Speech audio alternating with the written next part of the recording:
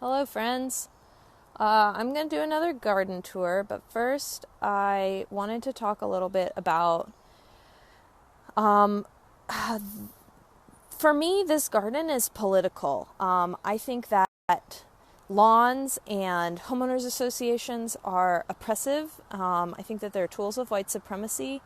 I think that they're tools promoting sameness and promoting appearance over people and keeping only the right kind of people in.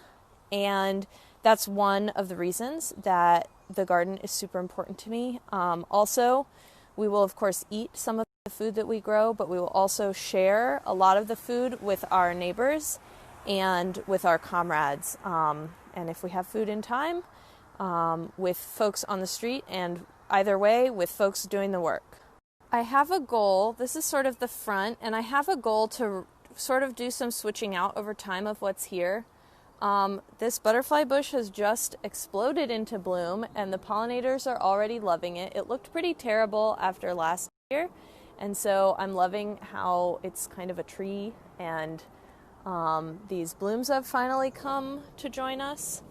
I hate this and this. They're boxwoods, and they do nothing but just be generic shrubs, and I'm not into it.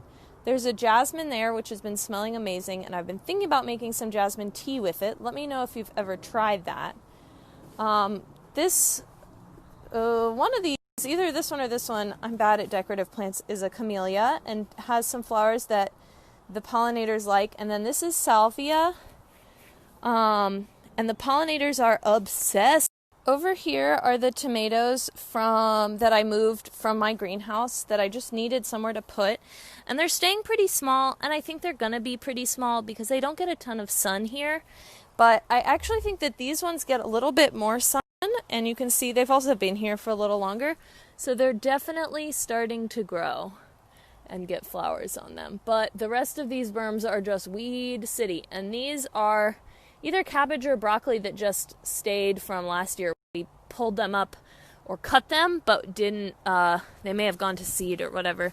Here's like the stem from last year's. Working my way up the small side, these are also, looks like a kohlrabi from last year. And I don't know if this is kohlrabi or kale that got intermixed that's just stayed. Here it's going to seed. And I just planted these sad-looking gingers that have been inside my house, and they've been kind of next to an air vent, and that makes me, I think that that's why they are getting a little sad. They really don't like to be cold, and so I'm hoping that they'll cheer up outside. This is the other one. So these are ginger, and from what I read, they don't like too much heat of the afternoon sun, so hopefully they'll get the right amount of sun here.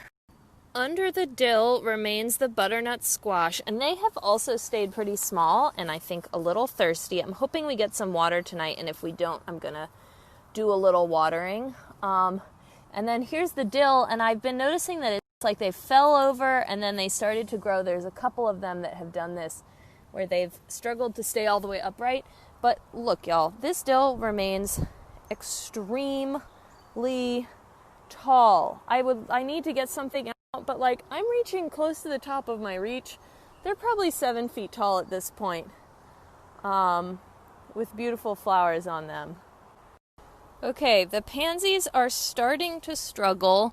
I don't think they love the heat. There's one in particular, one plant over here that's looking really sad. These pansies are sort of struggling a little bit. I'm going to actually pull a radish now because I think that they are ready, and also it's kind of time. They don't like it so hot also. So that radish is really tiny. Look at that. But let's find a better one. This one is bigger. See? There's some real radish in there. So let's pull it up and see what we find. There, that's a pretty good radish. Yeah. What else do we have? Here's another radish. Yeah. That's maybe the only two that we have that are actually big. The one other thing I wanted to point out that I've pointed out in this row before is that we've got some volunteer watermelons.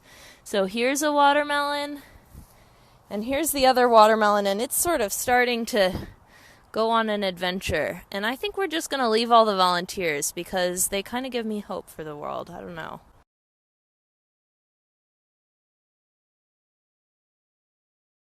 Alright, if we come over here and check on this pepper, it's really beautiful, and I need to look up what Carno di Toro peppers look like when they're ripe. I think that it's maybe going to get red, but I need to confirm. In the other peppers that I cut the tops off of, you can already tell it's really short, but it's so much bushier. This one's gotten bushier at the top, and this one also, they've gotten a lot bushier, so that pruning thing definitely is working. Oh, here's some baby peppers starting to set. This one is a glow orange sweet pepper. And yeah, so these are all the little peppers. This one's maybe the tallest and skinniest one. One thing that I think is really interesting about tomatoes is that if you look at this tomato, which is a San Marzano, you see how lobed the leaves are? Even when they're little, they're already serrated. But over here on this one, Cherokee Purple, the leaves are almost ovals. I believe that something I read at one point likened them to potatoes, potato leaves. They're not all like that, but they definitely have, like, to the point that it almost looks like this.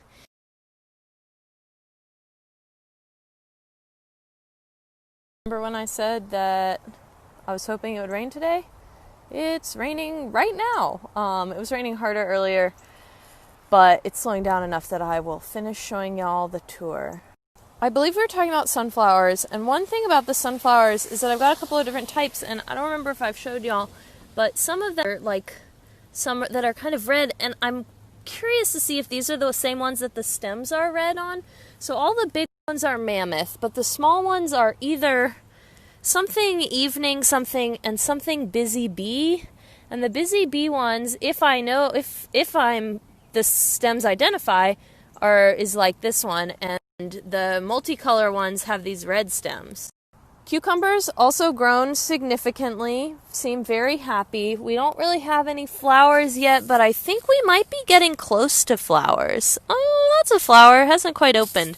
But yeah, we're getting close to flowers on the cucumbers, so maybe we'll actually have cucumbers someday soon. You may remember I planted a very leggy cucumber from in my house. I actually planted two, and I think one of them died from lack of water. And this one is so sad, y'all. It can't stand up. It's so leggy.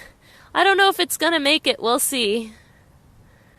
This row's really doing it. The corn is looking really great. Honestly, I replanted a bunch of beans where they were missing, and they haven't really come up, and I think that that's probably because of water. Although, this one looks like it's maybe trying to come up. We'll see what happens on these beans, but I just haven't been watering enough. I think that this is a glass gem corn, and it has red roots and some red leaves, and so sort of like with those sunflowers, I will be interested to see if the color of the roots and the leaves match with the color of the actual fruit. Also, zucchinis. Look, y'all. Those are zucchinis. They're so small, they still have the flowers attached, but they're really happening. We've talked about male and female flowers a little bit before, and what I've learned is that the male flowers are on these long stems, and the female flowers start out a lot closer to the actual plant, because then the male flowers just fall off, but the female flowers make the zucchinis. If anyone knows what this is called, what's causing this on the leaves, I would love to know. I've just sort of been leaving it. It may be a powdery mildew, but it might be a relative or some other type of fungus, so I'm pretty curious about it. Also, we are doing it. The beans, see, this is a bean, is doing the thing. It's growing up the corn. So I think it's working like I wanted it to. Sometimes the beans have a hard time getting connected to the actual corn. Like This one, I sort of keep having to wrap it around this corn. I haven't spent that much time in the garden in the last couple of days. So like we've ended up with this bean that's actually not hanging on to the corn, but I'm trying to encourage them to grow actually up the corn instead of flopping around too much. You may remember that this row with the strawberries was very bare other than the like 9 to 12 strawberry plants, and the beans are thriving. On this end they're smaller, and I think it's because they get shade from this tree, but they get bigger as we go. So like these beans are pretty happy. I think we may get flowers soon on them. I'm trying to keep an eye on the strawberries. Here's a very picturesque strawberry blossom. It's all full of water. But the strawberries are still making strawberries. The slugs are still the bane of my existence, and the centipedes, but I am trying my best. See, this one's a pretty good strawberry. I think that one's ready to pick and doesn't really have any holes in it, which is rare at this point. So okay, this is going to be a little gross, but when I say that slugs are the bane of my existence, this is what I mean. Look at how big this strawberry is. Look. Slug, slug, slug. Ugh, I hate them. My rainbow chard, it has indeed continued to grow. I actually picked a bunch of the leaves and made some quiche. This light colored one has been growing a lot faster, but also the side leaves wilt because it's so hot. And eventually what I've been noticing is that they break. Like you can see there's like a scab here where this stalk was. And so I've been just coming out here, and a lot of things you want to prune from the middle or the top, but on these, from what I've researched, you want to cut the outside leaves, and then the inside leaves will keep growing new ones so that you can keep eating from the same plant. This row I've really let go. It's going to be pumpkins. I'm going to plant them. Still, we've got a little bit. But look at all of these volunteer tomatoes. There are so many, and I don't know what they are, but this is huge. All right, and last row also has a lot of volunteer tomatoes. These are all volunteer tomatoes. We did not plant any of this forest of volunteer tomatoes, but our watermelons are also working on it. Here's some. Yeah, and even my tiny ones, you may recall that were being tiny, have started to get their second sets of leaves that look actually like watermelons. So this first leaf, like that one, this one is like their first leaves, and then this is what real watermelon leaves look like. And then as they get bigger, they get sort of even more extreme in their lobed leafiness. The okra is still small but doing okay. I still have not figured out what is doing all this snacking. There's nobody hiding on here. I don't know, but we've still got a big leaf, and we'll see if the okra survives. The cilantro, on the other hand, is really exploding. It too is bolting, kind of like the dill and some of the radishes, so it's gone to flower because of the heat. They're really beautiful. The pollinators seem to like them, and it's probably like 3 or 4 feet tall. So this cilantro is so big that it's sort of fallen over. It's not like this one is upright and this one is very fallen, but I'm sort of just letting it go. Basil, this basil is still happy. These basils have gotten a lot bigger, and so basil you want to cut the small tender leaves, from what I understand. The sages are also getting much bigger, and the sage is getting bigger and bushier, and there's also lemon balm right over there. And one thing I wanted to show y'all, our whole backyard is full of this. This is called bitter dock, and it's an edible weed, and we've just been pulling it up because we've got so much of it, and it gets so tall and totally blocks our access to our chicken coop. But, yeah, so if anyone wants a snack of some bitter dock, please let me know. We have plenty to share. And the last thing I will say, here's the view of the whole garden behind me, is that if there are any Black people who want some of the herbs for herbalism or for eating any of our harvest or need other support, just let me know. I can deliver. If we know how to do cuttings, we can do cuttings. I'm happy to help you install gardens. I've been doing some of that and build them. Yeah, I'm plugging in on garden work and want to share the harvest that this has brought us. So, all right, love y'all. Fuck the police. Okay, I lied. There's actually 2 more garden-related things that I want to show y'all. One of them is inside, and it is that last night we got our first chicken fairy egg. Look, it's so much tinier. It's like a robin's egg. It's so small. And the other thing is actually not these chickens that are all fluffy because they're wet. They keep poofing out their feathers.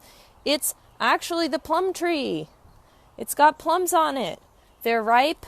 They're delicious. They're beautiful. If you like plums, especially if you're black, let me know. I'll bring you plums. We're about to have a whole bunch.